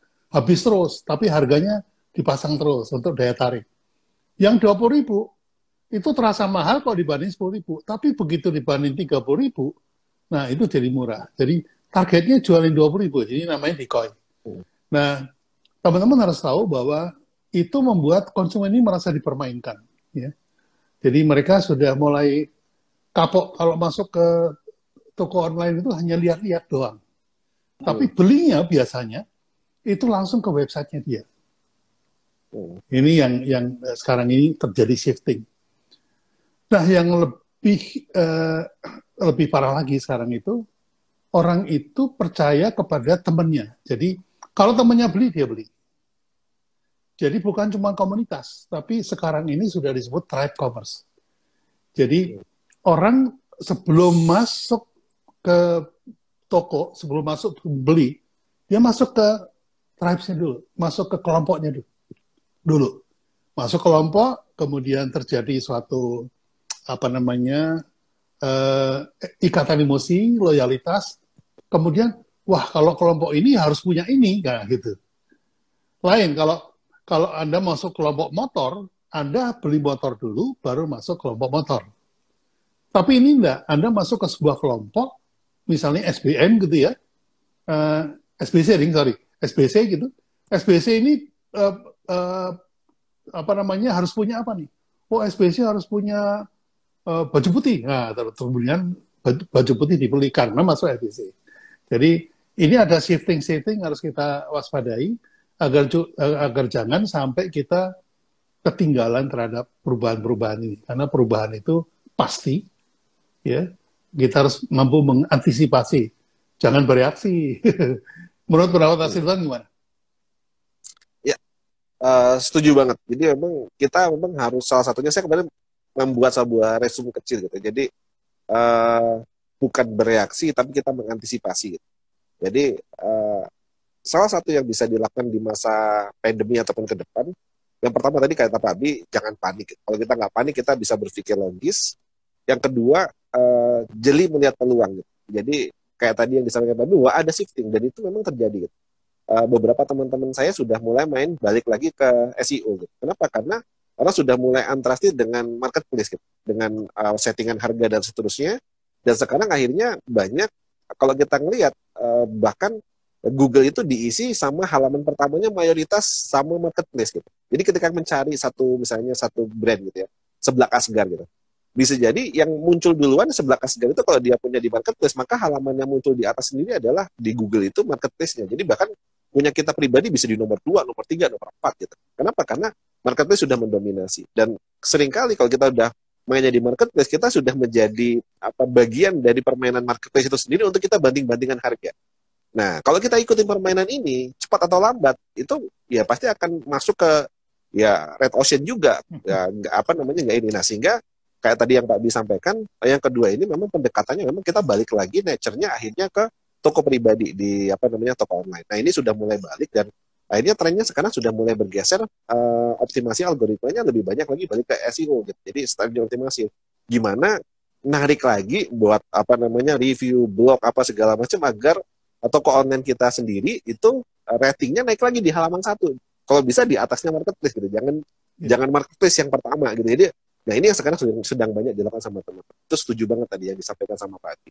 Nah yang ketiga, saya sampaikan juga sama teman-teman, selain tadi jangan panik, yang kedua jeli melihat peluang, nah yang ketiga kita memang harus lincah menciptakan solusi. Jadi dalam perubahan dalam setiap kondisi, ada pandemi, ada krisis, ada nanti mungkin resesi dan seterusnya, nah itu pasti akan berdampak gitu. Nah tugas kita memang bukan bereaksi, tapi tugas kita beradaptasi gitu. Nah beradaptasinya dengan cara apa? Menciptakan solusi atas problem yang terjadi gitu. Ini saya kemarin dengar ceritanya bahwa sekarang Pak Bi, wah ini saya jadi kagum banget. Kenapa? Sekarang workshop online-nya, omsetnya sudah bisa menyamai offline waktu dulu gitu, Pak Bi ya. Nah, ini contoh bahwa Pak Bi sendiri pun beradaptasi dengan kondisi sekarang gitu dan akhirnya bisa apa namanya bisa masuk gitu. Saya tahun kemarin apa namanya banyak megang kementerian karena saya ngelihat secara makro sumber uang itu kan ada 3 gitu. Perputaran uang di dunia atau di Indonesia kalau kita lihat ada 3. Yang pertama itu ada dari sektor real masyarakat gitu. Masyarakat dia muter uang di pasar ini ya. Nah yang kedua dari dana dari luar negeri. Dana luar negeri itu investment. Jadi dana luar itu masuk juga ke Indonesia sebagai penanaman modal asing. Ini kalau kita ngelihat termasuk apa namanya ekspor dan impor. Nah yang ketiga ini government. Gitu. Government ini juga dia punya dana yang dia pasti menjadi stimulus dalam satu kondisi gitu. Nah saya ngelihat kondisi kemarin COVID, luar negeri ekspor impor pasti sudah stuck nih, udah nggak mungkin nih kita mau mainan ke sini udah agak berat gitu. Kita ngambil market dari masyarakat kayak tadi shifting di mana-mana gitu, akhirnya kita ibaratnya saingannya sama teman-teman kita juga gitu. Nah ada market di government penetrasi gitu, yang nilainya cukup besar gitu, dan ini kalau sebenarnya nggak dikelola sama teman-teman yang baik gitu, akhirnya dananya cuma dibuang-buang gitu aja yang jadi produk yang nggak bagus juga gitu. Nah ini saya masuk ke sini gitu, dan alhamdulillah gitu kalau kemarin kalau Pak Abi tadi shiftingnya masuk ke online dan sudah menyamai. Saya sales tahun lalu gitu kita megang 2 kementerian itu sudah berkali lipat dari tahun-tahun sebelumnya gitu. Karena ngelihat di mana problemnya, di mana solusinya ketika kita apa namanya jeli gitu. Jadi bukan hanya sekedar bereaksi dengan kondisi, tapi kita beradaptasi gitu. Beradaptasi menyesuaikan gitu. Nah yang terakhir yang keempat, jadi kalau tadi jangan panik, yang kedua itu jeli melihat peluang, yang ketiga itu lincah menciptakan solusi dari peluang tadi, dan yang terakhir berani dengan bersinergi. Nah, jadi di masa pandemi atau krisis itu kadang kan kita panik, takut gitu. Kayak ibaratnya kita tengah malam jalan lewat kuburan gitu. Itu kalau sendirian kan takut gitu. Tapi kalau banyak temannya itu kan pede juga gitu kan. Nah, saya selalu sampaikan ke teman-teman apa namanya, kita harus paling nggak minimal berkomunitas. Kalau kita berkomunitas kan ada teman sharing gitu. Syukur-syukur kita bisa punya mentor. Syukur-syukur kita punya mentor karena mentor secara keilmuan dia bisa ngelihat yang kita nggak bisa lihat. Tadi kalau bahasanya Pak Bi, blind spot yang kita nggak bisa ngelihat itu. Atau bahkan kita punya personal coach ya memang apa namanya dia benar-benar bisa nge-treatment kita untuk kita bisa bertumbuh. Nah ini partner-partner sinergi yang harus kita gandeng sehingga kita nggak takut gitu ngadepin tantangan masalah yang ada di depan gitu. Dan memang kalau kita ngeliat landscape-nya suka nggak suka ke depan itu pasti berubah gitu. Nah, tinggal pilihannya kita kayak tadi Pak Abi sampaikan apakah kita beradaptasi atau kita mau jadi penonton aja gitu. Dan lambat laun pasti mati juga gitu. Betul. Gitu Pak Abi. Ya, apalagi saya pribadi ya, kalau apa namanya kalau dilihat perjalanan bisnis saya kan semuanya dari offline. Saya mau tidak mau dipaksa masuk ke online sekarang. Nah, saya melihat data bahwa sekarang ini dari teman-teman APJI mengatakan bahwa sekarang pengguna internet di Indonesia sudah hampir mencapai 200 juta. Yes. Yang pada awal tahun lalu baru sekitar 150 juta.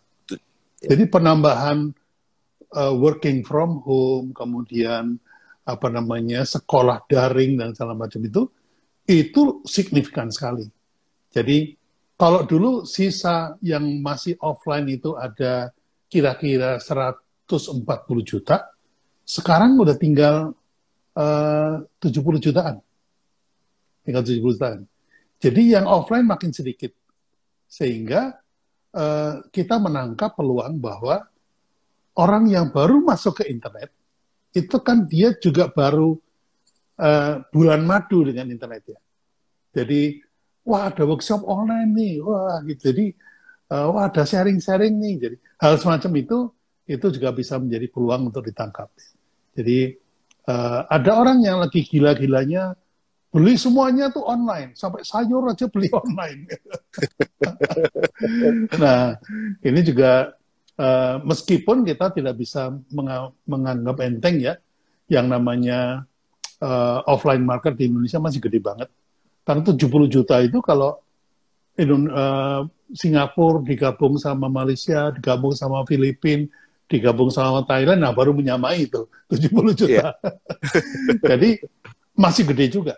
Itu bisa karena satu, belum terjangkau oleh internet, karena IndiHome itu klaimnya mereka sudah menjangkau 90%, 95% dari kabupaten di Indonesia. Jadi jaringannya sudah luar biasa. Dan itu pakai kabel fiber optik ya. Jadi pakai kabel, bukan pakai udara. Jadi lebih stabil. Nah, kemudian aplikasi juga sudah semakin baik ya. Nah, contohnya lagi peluang yang mungkin bisa kita lihat. Ini teman-teman sambil nyiapin pertanyaan ya buat Mas Ridwan ya. Saya belum lihat pertanyaan, jadi saya masih ngobrol dulu. Yang namanya kebijakan WA untuk share informasi ke Facebook. Ya, itu membuat peningkatan Telegram luar biasa. Saya baca tadi ada berita dari Telegram bahwa kenaikannya itu sekarang sudah mencapai 500 juta orang pengguna. Hanya dalam waktu 2 minggu terakhir, itu kenaikannya 100 juta. Jadi hal-hal semacam ini mesti kita lihat nih. Karena WA yang selama ini dianggap sebagai personal media, itu sudah beralih ke Telegram. Telegram itu personal media. Maksudnya personal media adalah saya kenal sama yang ngirim, yang ngirim kenal sama saya. Ada namanya, ada nomor teleponnya. Nah, ini adalah media yang cocok untuk transaksi. Sementara Instagram, Facebook itu sudah menjadi media massa karena sifatnya broadcast. Nah, saya ingin menggarisbawahi teman-teman nih ya. Saya ini orang kuno, orang lama. Saya berpuluh-puluh tahun melakukan broadcast. Ya. Baik lewat televisi, lewat radio, lewat koran, majalah, itu sifatnya broadcast. Saya menyampaikan satu pesan kepada massa yang saya tidak kenal. Ini adalah ciri khas komunikasi kuno. Ya. Nah, kalau Anda kemudian sekarang menggunakan sosial media, tapi masih menggunakan broadcast, maka Anda sebetulnya orang kuno yang hidup di zaman sekarang. Karena saya orang kuno, saya tahu, loh, iki piye loh, katanya harus relevan, katanya harus adaptasi, ternyata masih kuno-kuno juga. Iklannya broadcast gitu ya. Ya perilakunya masih kuno lah. Gitu. Nah, baik Mas, ini sudah ada pertanyaan. Izin bertanya, bagaimana cara penjual online untuk mempunyai database pelanggan, ya, tanpa membuat pelanggan merasa risih diambil biodatanya. Monggo, Mas Ridwan ada pengalaman, silakan di-share. Ya, gimana sih kita bisa nge-grab database pelanggan yang pelanggan itu nggak ngerasa risih gitu. Nah, jadi ada 2 market tipikal. Jadi satu itu existing market kita. Existing market berarti konsumen yang sudah eksis di kita. Jadi ketika kita mau membangun database, saran saya yang pertama adalah yang dibangun adalah existing market dulu. Sebelum kita fokus untuk cari database baru, pastikan bahwa yang sudah eksis, sudah pernah beli itu kita punya database-nya. Nah, database ini bisa menjadi sumber untuk kita mendapatkan new customer gitu. Jadi kita bisa spin off dari mereka. Jadi misalnya contoh, kita buat gimmick dari program kita gitu. Misalnya Pak Abi itu kalau di sebelah Asgar, saya ingat salah satu yang dipraktekin itu adalah makan berlapan gitu. Jadi apa namanya 4 gratis 4 gitu. Jadi datang berempat gratis berempat gitu. Jadi berlapan gitu. Jadi akhirnya ketika kita nembak beberapa customer kita, nah 4 orang, dia menggrab lagi misalnya 4 orang yang lainnya dan dengan sukarela akan memberikan database. Jadi artinya kalau kita sudah menguasai database yang konsumen existing ini bisa mengenerate teman-temannya itu akan lebih smooth atau akan lebih halus ketika kita ngambil daripada kita apa namanya spamming. Jadi kalau banyak sekarang kan orang masuk di grup WhatsApp ngambil datanya belum pernah kenal, belum pernah tahu, belum pernah datang, tahu-tahu di broadcast kayak kata Pak Abi tadi. Itu sebenarnya sekarang conversion rate-nya nggak begitu tinggi gitu.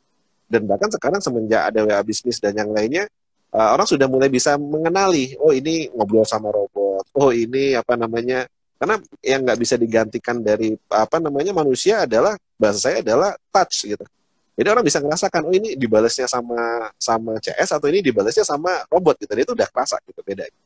Nah, maka personalize itu masih dibutuhkan gitu. Jadi semakin apa namanya digitalisasi itu terjadi dan semakin banyak robot yang menggantikan fungsi, maka salah satu yang harus tetap eksis di kita, ya ini kalau saya bilang mungkin bagian dari branding kita juga, personal branding adalah personalize gitu. Jadi bagaimana personal itu masih tetap harus bisa dijaga. Dan saya ngerasa salah satu yang diajarin Pak Abi adalah itu gitu. Pak Abi masih mau untuk mempromot apa namanya produk-produk alumni-alumninya. Kalau kita ngikut Instagram gitu kan, itu bagian dari personalize yang luar biasa gitu. Dan Pak Abi mengenal alumni-alumninya di setiap kota ini ada siapa gitu. Itu yang saya rasa nggak bisa digantikan sama robot gitu. Walaupun itu sudah apa namanya artificial intelligence gitu. Karena pendekatan manusia ke manusia itu nggak bisa digantikan sama robot. Nah, jadi itu yang mungkin tadi bisa dilakukan menurut saya gitu. Jadi database market yang existing dibuat, nah kita spin off dari sana dengan gamification, banyak gamification. Kita kasih voucher, nge-tag temennya, ngasih referensi dan seterusnya itu sangat mungkin sekali gitu. Dan itu akan lebih smooth daripada kita scrap data gitu. Oke. Jadi untuk teman-teman saya perjelas dulu bahwa ada 2 cara untuk mengkoleksi data. Yang pertama, data bagi calon pembeli. Yang belum pernah beli sama kita, itu kita grab dengan istilahnya leads ya. Nah, untuk dapat leads ini kita perlu promo. Yang namanya promo itu adalah ditujukan kepada orang-orang yang belum beli. Itu namanya promosi. Ya, jangan salah nih ya. Nah, untuk orang yang sudah beli, ditawari sesuatu, itu namanya loyalty program. Program loyalitas.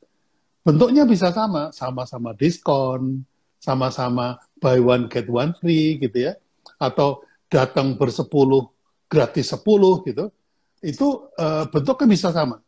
Cuma, untuk mendatangkan pembeli baru, dengan membuat pembeli lama kembali lagi, itu beda istilah. Jangan sampai salah nih. Ya, kalau Anda bilang promo, pikiran saya itu ditujukan kepada konsumen baru. Tapi kalau Anda bilang untuk konsumen yang sudah ada, namanya loyalty program. Meskipun bentuknya sama. Nah, ini caranya beda-beda ya. Jadi teman-teman paham ini, itu cara mendapatkan data bisa dengan cara itu. Oke.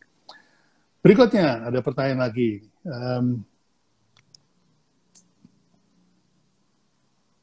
Oke, sebentar ya, Mas. Mata saya udah agak sedikit parah. Oke, ini saya pilih yang relevan dengan topik kita ya.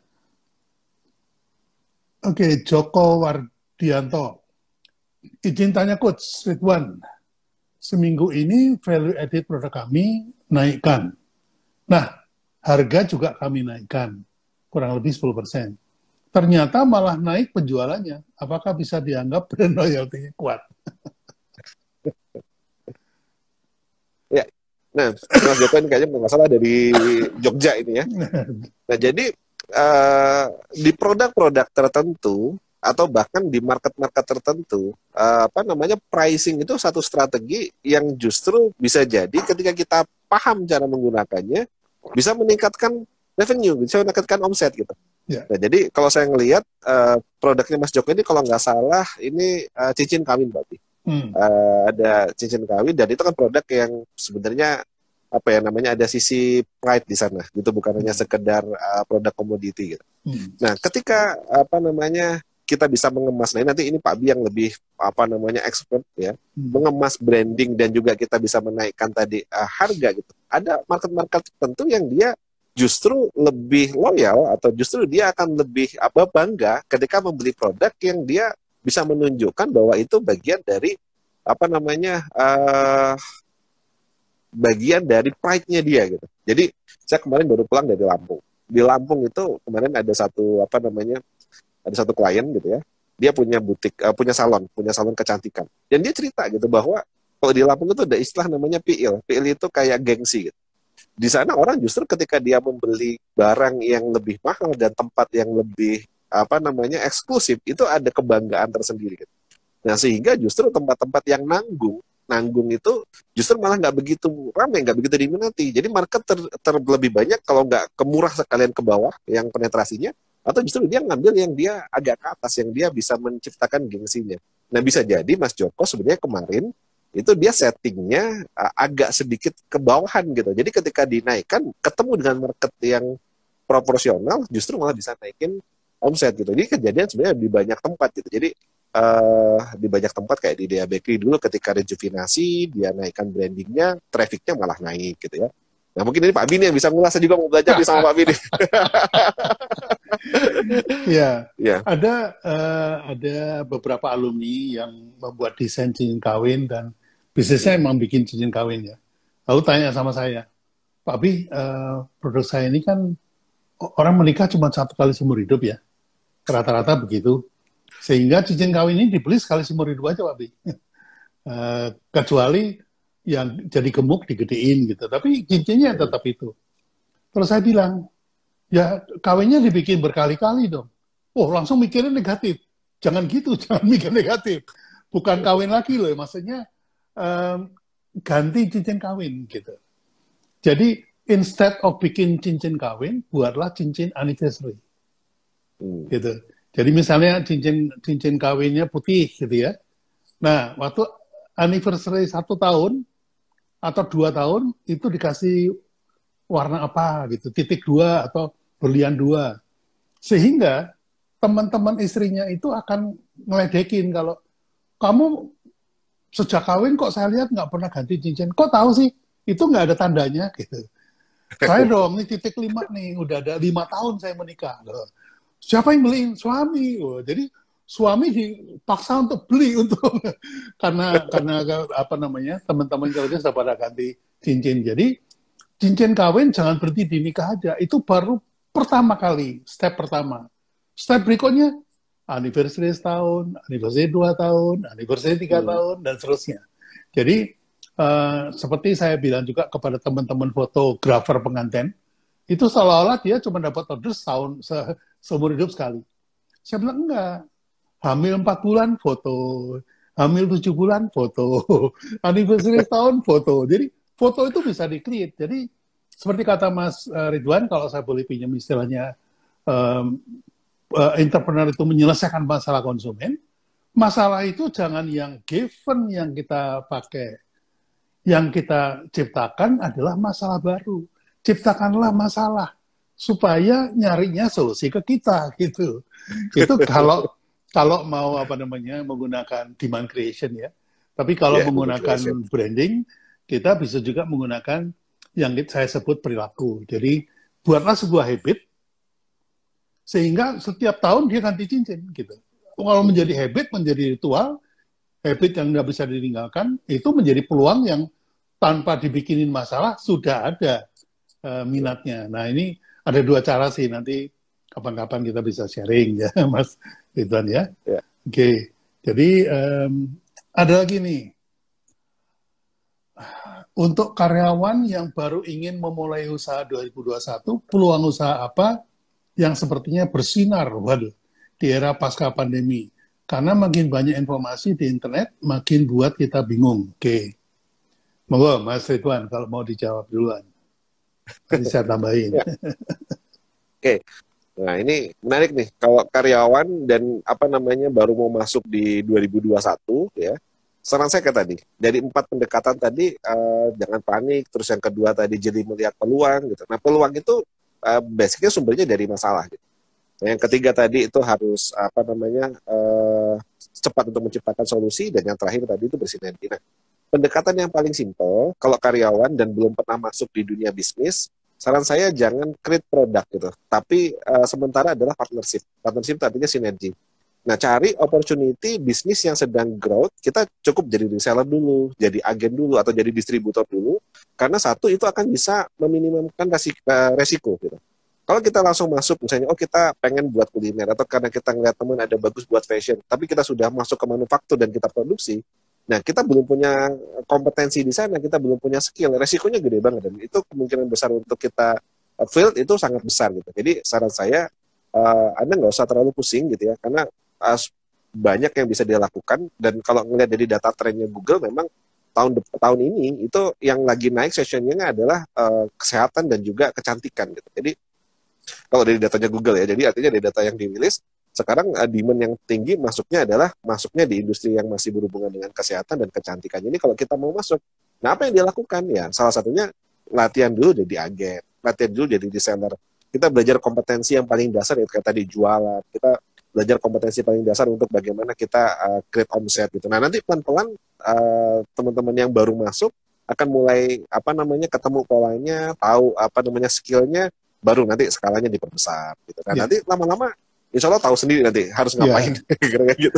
Betul. Jadi saran saya untuk teman-teman yang baru masuk ke bisnis, belajarlah dengan menjadi reseller atau dropshipper aja dulu ya. Jadi dropship itu cuma menghubungkan, kemudian nanti barangnya dikirim oleh yang punya produk. Nah, mengapa demikian? Begini, teman-teman UKM ini semangat untuk bikin produknya luar biasa. Dan saya bahkan mengatakan bahwa pewaris tunggal dari budaya lokal itu adalah UKM. Ya. Jadi saya sering memberikan cerita bahwa tahun 2001 itu saya bersama Bu Eva itu dalam rangka ingin menciptakan subculture untuk makan Indomie, itu kita carikan rasa yang paling banyak di Indonesia. Ternyata kita temukan soto. Lalu kemudian tahun 2001 itu kita buat produk dari 42 varian dari 34 provinsi. Ada soto Aceh, soto Padang, soto Medan, soto macam-macam. Tapi itu tetap KW-KW gitu. Tetap nggak bisa sama dengan soto Cakman, soto Cakno, itu nggak bisa sama. Tetap enakan yang Cakman. Gitu. Kenapa? Karena pewaris tunggalnya itu emang mereka. Gitu. Jadi kalau soal produk itu jago banget ya. Apalagi kalau produknya kemudian nggak mau sinergi, ya udah dikekopi sendiri. Dalam permainan bola, itu saya ibaratkan, Anda itu kiper, bolanya dipegangin terus. Ya, bagaimana caranya bola ini bisa gelinting ke gawang lawan kalau dipegangin terus? Gitu ya. Maka si kiper ini harus kolaborasi dengan pemain-pemain gelandang. Ya, pemain-pemain gelandang yang pemain-pemain gelandang yang bisa menggolkan bola. Jangan lupa loh, kiper yang terkenal di dunia itu sedikit, tapi pemain gelandang yang bisa ngegolin itu banyak. Ada Messi, Cristiano Ronaldo, dulu ada Mario Kempes, ada Pele, segala macam. Nah, jadi teman-teman, untuk mengenali bola mana, gawang mana yang lagi laku, jadilah pemain gelandang dulu. Jadi reseller dulu, ya sambil dapat komisi 25%, 30% dikumpulin buat modal nanti. Jadi jangan buru-buru, jangan kemurungsung orang bilang. Jangan karena dikomporin teman-teman. Bisnis, kata Om Bob Sadino, bisnis yang bagus adalah bisnis yang dikerjakan, bukan yang diomongin. Wah, jangan. Jangan terlalu gampang digas sama orang ya. Anda harus punya planning yang baik ya. Anda plan, tahun ini saya 6 bulan jadi dropship. Setelah ada punya modal, jadi reseller. Setelah punya modal, baru kemudian bikin produk. Nah, ini karena kalau mau jadi businessman dari karyawan, hati-hati. Ya, karena karyawan itu hanya mengerjakan satu bidang. Satu bidang dari 4 pilar itu. Nah, kalau kemudian Anda menguasai 4 pilar itu, wah, Anda butuh banyak coach ini untuk bisa itu. Gitu ya, teman-teman. Jadi, waktu tinggal 5 menit. Tadi Aldi WA saya, ada apa nih? Pak Bi berdua saja, saya takut merusak suasana. Oh, tadinya mau saya undang untuk bertiga. Ternyata udah mendingan menikmati aja katanya daripada merusak suasana katanya. Oke.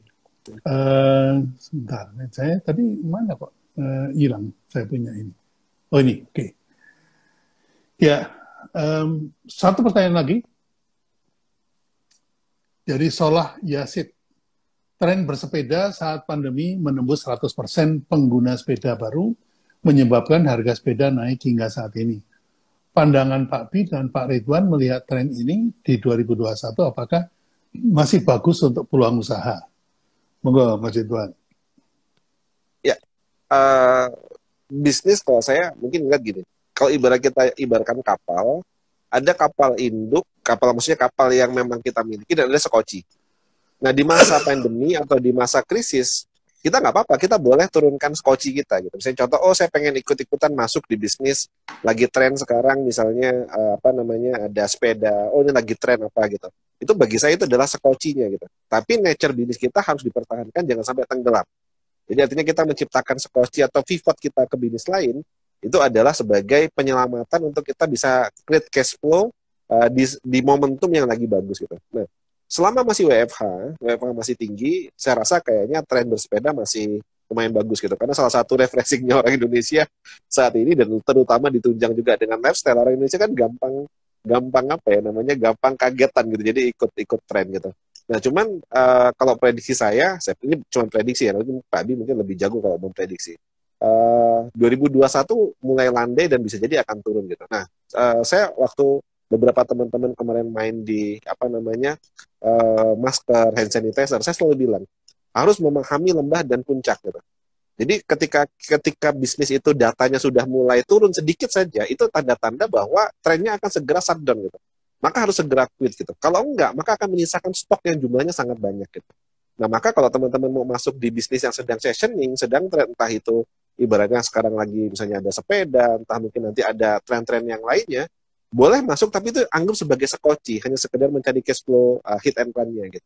Tapi jangan dijadikan main bisnis, karena satu, bukan core kompetensi. Yang kedua, kalau Anda kebablasan, orang lain sudah quit, Anda masih ada di sana, ya Anda terima sisa-sisa yang mungkin market sudah nggak bagus, dan juga ini sisa stoknya bisa berbahaya gitu. Nah, maka sekarang berapa banyak teman-teman yang mainan masker dan maskernya nggak jalan gitu. Saran saya, kalau mau masuk, cari momentum yang dia masih di awal.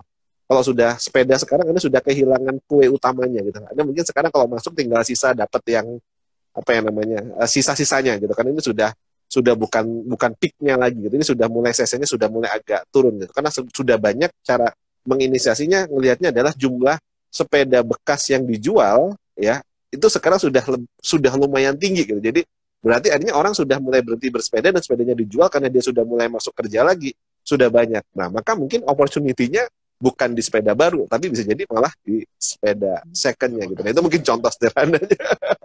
Ya. Gitu. Jadi kalau ini saya ya, jadi kalau saya itu selalu kalau berbisnis itu melihat ancaman atau tantangan dan peluang apa yang ditawarkan oleh makro, oleh kondisi ekonomi, kondisi teknologi dan sebagainya. Ada sekarang ada 6 bidang ya. Kalau dulu hanya ekonomi, teknologi, kemudian public policy sama culture, sekarang ditambah dengan ekologi, karena ekologi ini biasanya hanya pada negara 4 musim. Sekarang sudah masuk ke Indonesia dengan adanya pandemi. Indonesia itu tadinya nggak ada tuh musim kemarau, musim hujan, ya t-shirt tetap laku kan, orang pakai t-shirt. Yeah. Kalau di negara 4 musim nggak bisa. Jadi itu ekologi penting. Sekarang di Indonesia menjadi penting karena ada pandemi. Terus yang terakhir adalah makro environment yang saya sebut internet. Karena internet ini sudah melakukan disruption terhadap kehidupan kita maupun kehidupan bisnis kita. Contohnya, kalau sebelum ada internet, bangun tidur itu yang kita cek itu istri. Masih bernapas apa enggak gitu. Asalnya begitu. Kalau sekarang, begitu melek mata, yang dicek itu status. Jadi itu sudah memberikan pengaruh dampak yang luar biasa. Nah, apakah kita memiliki resources, apakah kita memiliki environment, lingkungan mikro kita, mampu nggak menanggapi tantangan itu, atau menanggapi peluang itu. Kalau mampu, maka terjadilah marketing opportunity. Nah, marketing opportunity ini bacanya begini, gampangnya nih, simpelnya. Kalau Anda melihat sebuah potensi, Anda lihat kompetensi Anda apa. Gitu. Bagaimana mengubah potensi menjadi kompetensi. Kalau Anda punya kompetensi terhadap potensi pasar, maka itu menjadi marketing opportunity. Tapi kalau potensi ini hanya berupa hype saja, berupa bukit dan cuma tren doang, itu hati-hati ya. Hati-hati. Seperti sepeda itu menurut saya adalah hype ya. Jadi hill and valley-nya harus dilihat. Kalau hill and valley-nya panjang, nah itu bisa jadi potensi. Tapi kalau hill and valley-nya pendek, itu hanya hype saja. Jadi Anda mau ngambil untung sesaat, boleh. Ya. Tapi ilmunya harus kuasai, yaitu ilmu selling. Karena yang jangka pendek ini hanya bisa ditangani dengan cara selling. Ya. Tapi kalau landainya panjang, itu harus pakai branding, itu aja. Ya. Jadi agar teman-teman juga tidak gampang terjebak ya. Baik, ini sudah jam 8:30. 9:30 malah. Kita harus akhiri meskipun ngobrol masih asik nih Mas Ridwan. Karena kalau di Malang dulu ada acara sih, jadi kita ngobrolnya kurang seru. Setiap kali ketemu selalu dalam event ya, jadi kurang bisa ngobrol. Ya, jadi sebelum saya tutup, monggo silakan Mas Ridwan kalau ada pesan-pesan kepada teman-teman, khususnya dalam rangka menghadapi menghadapi pandemi yang belum tahu kita kapan selesainya. Meskipun sudah ada vaksin, tapi pasti akan lama prosesnya. Silakan, Mas Ridwan. Ya, teman-teman, ini senang banget malam ini bisa ngobrol. Ini sampai 270 lebih, 280 lebih ya. Yeah. Dan bareng sama guru saya, Pak Abi, ini tentu kesempatan yang luar biasa gitu ya. Ini mungkin salah satu hikmah di masa pandemi. Kalau nggak pandemi, mungkin kita nggak bisa ngobrol kayak gini juga. Ya, karena sama-sama sibuk dan juga kegiatan padat. Pesan saya gini. Pandemi itu mungkin ibaratnya gelapnya malam. Jadi kalau 2020 kemarin kita seperti masuk dalam gelapnya malam, tapi kadang kita butuh gelapnya malam untuk bisa ngeliat bintang-bintang. Kalau kita bisa ngelihat benar-benar dengan jernih di masa pandemi, maka kita akan dapat banyak insight, banyak opportunity, banyak hal positif yang sebenarnya hanya bisa kita lihat di saat pandemi. Tim kita terbaik, siapa yang loyal, siapa yang mau support kita, partner, rekan yang benar-benar tulus, bisa jadi akan kelihatan di masa-masa seperti pandemi kemarin. Nah, maka gelapnya malam kemarin kita syukuri karena Allah mungkin tunjukkan bintang-bintang itu kepada kita sebagai hikmah. Termasuk guru-guru kita yang dengan tulus mengajar seperti Pak Abi, itu adalah bintang-bintang dalam kehidupan kita. Nah, maka teman-teman syukuri itu, dan ketika kita melewati masa-masa malam yang penuh dengan bintang-bintang, tandanya sebentar lagi pasti akan terbit fajar dan akan berganti dengan siang. Dan semoga 2021 ini menjadi siang buat kita, membuat satu tempat yang terang benderang, sehingga bisnis kita juga bisa bertumbuh, manfaat buat banyak orang, dan kita bisa rebound menjadi pribadi yang lebih baik, lebih bijaksana, karena pandemi itu insya Allah membuat kita jauh lebih bijaksana. Itu mungkin Pak Di, terima kasih banyak kesempatannya. Wah, ini saya bahagia banget. Semoga suatu saat nanti bisa ngobrol-ngobrol lagi. Dan teman-teman yang sudah hadir, terima kasih banyak. Closing yang luar biasa. If it doesn't kill you, it only make you stronger. Strong. Jadi teman-teman yakinlah bahwa sesuatu yang tidak membunuh Anda itu hanya membuat Anda lebih kuat saja.